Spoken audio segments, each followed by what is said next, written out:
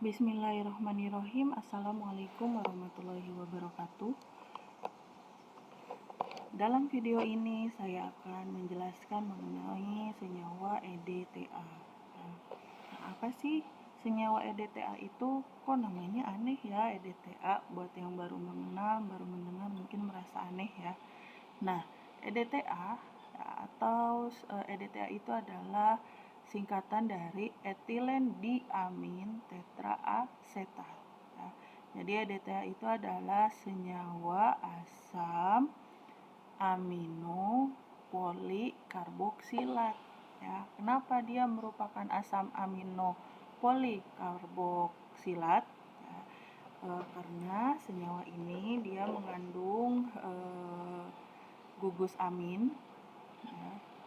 Kemudian polikarboksilat, ya. Ada empat gugus karboksilat pada senyawa EDTA ini. Dan senyawa EDTA ini merupakan ligan atau senyawa yang biasanya digunakan sebagai zat pengompleks pada titrasi kompleksometri, ya, yang nantinya akan bereaksi dengan suatu atom pusat berupa atom-atom logam atau ion-ion logam. Nah, dalam titrasi kompleksometri, senyawa eta yang digunakan adalah senyawa dalam bentuk garam dinatrium, ya. Jadi kalau pada saat titrasi nanti yang bereaksi itu bukan EDTA-nya, ya, tetapi garam dinatriumnya. Nah, biasa kita tuliskan dengan notasi Na2EDTA. Nah, bagaimana sih struktur dari EDTA ini? Ya, EDTA itu adalah senyawa etilen. Etilen itu etil, ya, C-nya ada 2 nih ini. Ini etilennya. Kemudian diamin, ya, amin itu kan berarti dia punya gugus N. Jadi si etilen ini mengikat 2 amin, ya, 2N. Ya, harusnya kan NH2, ya, karena kan satu berikatan dengan C, berarti sisanya N itu mengikatnya 2 hidrogen. Nah, kedua hidrogen dari nitrogen ini masing-masing digantikan dengan gugus asetat. Ya, gugus asetat, asam asetat. Ya, asam asetat itu kan asam karboksilat yang mempunyai dua buah karbon, ya. Nah, jadi kalau dia asam asetat maka namanya kan CH3COOH.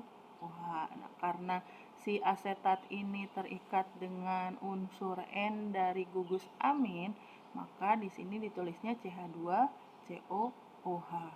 Nah, karena N-nya itu ada 2, ya, masing-masing N itu punya 2 tangan, maka jumlah asetatnya itu ada 4, ya. Makanya namanya etilen diamin, ya, tetra 1 2 3 4, ya.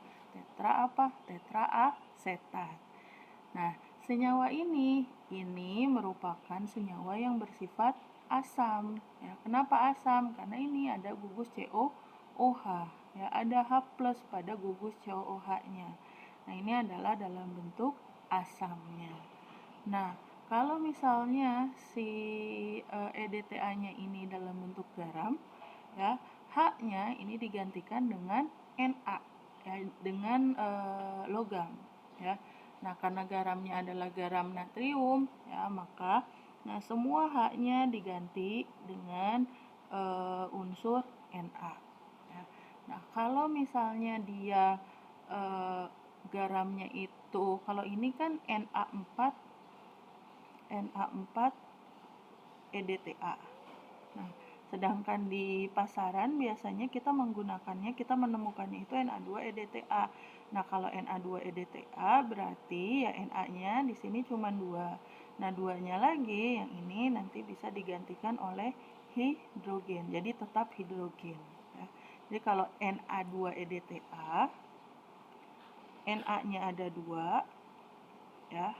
Jadi Na2EDTA itu 4 buah hidrogen pada gugus asam karboksilatnya, pada gugus asetatnya itu hanya 2 buah yang digantikan dengan Na. Jadi sisanya masih H, seperti itu. ya.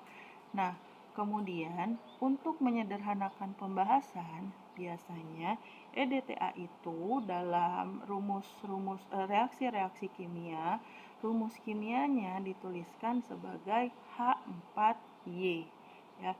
Jadi H4-nya itu dari mana? H4 itu menunjukkan kalau si EDTA ini merupakan senyawa asam, ya. Nah, jadi yang ditunjukkan itu si asamnya H-nya ada 4, ya. Jadi Y-nya itu EDTA-nya lah, ya. Ini asam EDTA dengan rumus kimia H4Y. Sehingga kalau dia dalam bentuk garam dinatrium, ya, kalau garam dinatrium berarti 2 buah H-nya ini digantikan dengan Na. Ya, dengan 2 buah Na menjadi Na-nya ada 2, H-nya sisa 2, dan Y. Ya, seperti ini. Jadi garam dinatrium dari EDTA itu rumus kimianya Na2H2Y. Ya. Nah, dari struktur ini, ya, dari struktur ini nanti kalian bisa ya menuliskan rumus kimia dari si EDTA ini. Jadi kalau secara ringkas EDTA itu ini, ya, asamnya itu ditulis, rumus kimianya ditulisnya begini. Kemudian kalau garam natriumnya begini, ya, atau yang ini. Ya, sedangkan rumus kimia lengkapnya itu ya seperti ini, ya, seperti yang ada di sini. Kalau dia garam, ya berarti kita hitung H-nya ada, C-nya dulu. C-nya itu ada berapa? Ya, di sini. Ya, coba kita hitung ya, kita tentukan rumus kimia dari si EDTA. Kita hitung berapa jumlah masing-masing unsur pada senyawa ini, pada senyawa EDTA. Oke, pertama kita tulis C-nya. C-nya ada berapa nih? 1, 2, 3, 4, 5, 6, 7, 8, 9, 10. Berarti C10. Kemudian N-nya ada berapa? N-nya ada 2, ya, karena kan diamin. Kemudian O-nya ada berapa? Kita hitung 2, 4, 4 tambah 4, 8. O-nya ada 8. Kemudian H-nya ada berapa? Kita hitung 1, 2, tiap asetat itu ada 1, 2, 3, ada 3. Ininya ada 4, 3 kali 4, 12. 12 ditambah 1, 2, 3, 4. 12 ditambah 4, itu ada 16. Ya, jadi rumus kimia dari asam EDTA, asam etilen diamin tetraasetat adalah C10N2O8H16. Ya, ini kalau dalam bentuk asam. Kalau misalnya dalam bentuk garam, garam dinatrium berarti kan Na2, C10, N2O8, H14. Ya, jadi hidrogennya, 2 buah hidrogennya digantikan dengan 2 natrium. Ya. Meskipun ya tadi kita sudah menentukan ya rumus kimia dari EDTA baik dalam bentuk asam maupun dalam bentuk garamnya, tapi nanti ketika dalam perhitungan kita harus menggunakan rumus kimia si EDTA ini sesuai dengan yang tersedia di laboratorium, ya. Karena garam dinatrium EDTA ini dia itu biasanya mengandung hidrat. Nah, berapa hidrat yang terkandung dalam senyawa garam dinatrium dari EDTA ini nanti akan kita bahas pada video yang selanjutnya. Nah, kemudian kita lanjutkan ya pembahasan tentang EDTA. Nah, ternyata di dalam air, kalau misalnya garam dinatrium dari EDTA ini dilarutkan, ya, dia akan terurai. Ya, yang namanya garam pasti terurai. Membentuk apa? Membentuk ion dengan rumus kimia H2Y2-. Nah, jadi kan garam dinatriumnya itu Na2H2Y. Nah, kalau dia menjadi larutan ya dalam air, dia akan terurai menjadi 2Na+, dan ya berarti kalau Na-nya udah terurai, berarti sisanya apa? H2Y. Muatannya berapa? Karena Na muatannya plus 1 ada 2 buah, berarti H2Y-nya muatannya 2 min. Ya, jadi kenapa nih dalam air rumus kimianya dituliskannya begini.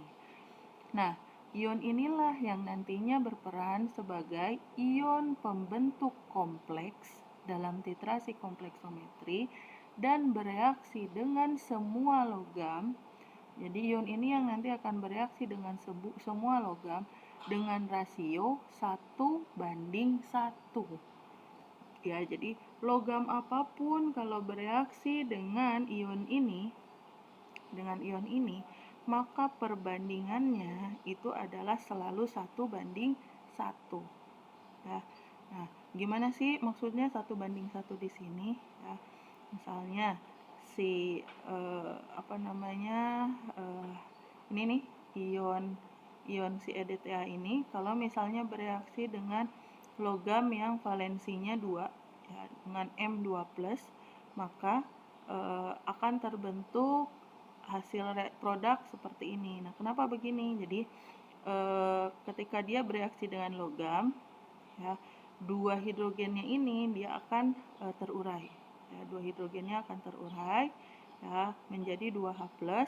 Kemudian nanti posisi si hidrogennya itu akan digantikan oleh logam ya. Jadi dia nanti jadi akan berikatan dengan logam menjadi My2-. Ya, kenapa My2-? Karena kan tadinya si H2Y2-nya itu H2Y2-nya ini udah terurai dulu menjadi H+, ya, 2H+, dan Y-nya bukan 2- lagi. Ya, kenapa? Supaya muatannya jadi -2, ya berarti muatan si Y ini menjadi 4-. Ya. Jadi 4- ditambah plus 2, hasilnya kan -2. Ya, jadi muatan di kiri dengan di kanan harus sama. Nah, karena kemudian si Y4- ini nantinya akan berikatan dengan M2+. Nah, kemudian nanti dia menjadi My ya. Nah, muatannya jadi berapa? Plus 2 ditambah -4. Jadi berapa? 2-. Makanya produknya itu adalah My2- dan 2H+.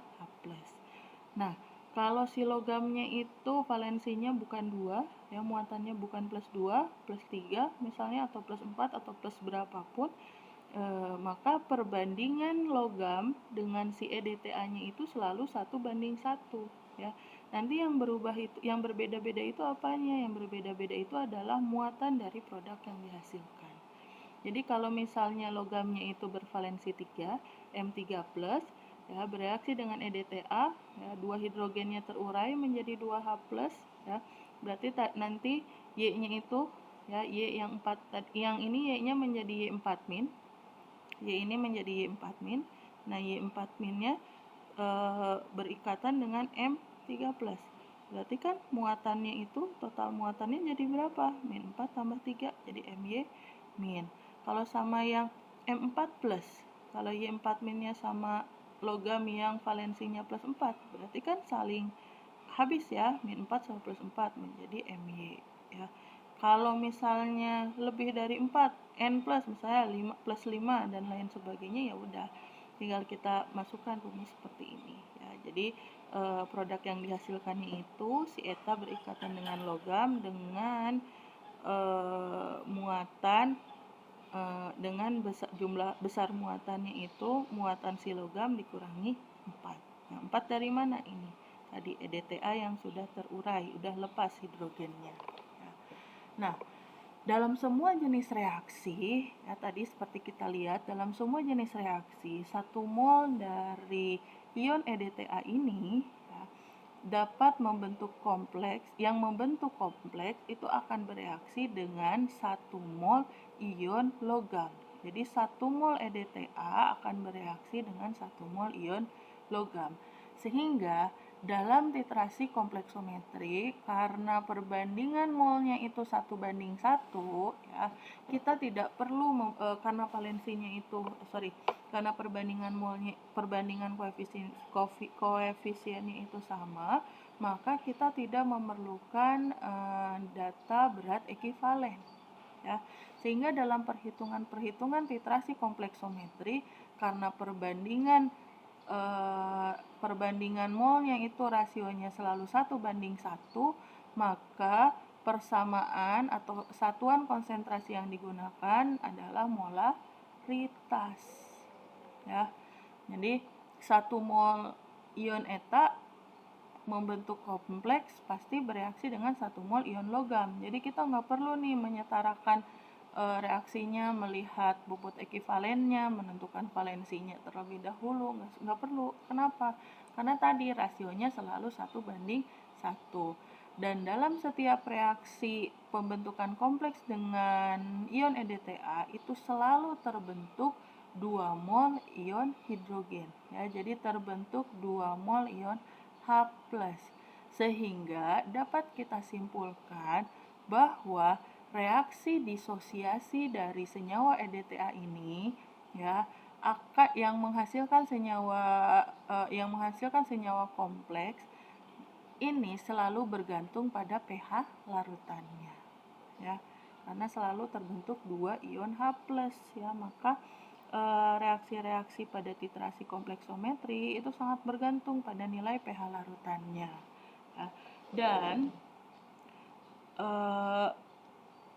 jika pH suatu larutan dalam titrasi ini kita turunkan, maka nantinya akan mengurangi kestabilan dari kompleks si logam EDTA. Jadi kalau misalnya pH-nya turun nih, si kompleks logam EDTA-nya ini nih ya, senyawa kompleksnya itu si produknya, dia jadi kurang stabil, ya. Sehingga setiap reaksi yang melibatkan EDTA, ya, dengan ion logam yang bereaksi dengan EDTA akan stabil jika reaksinya itu dilakukan pada rentang pH minimumnya.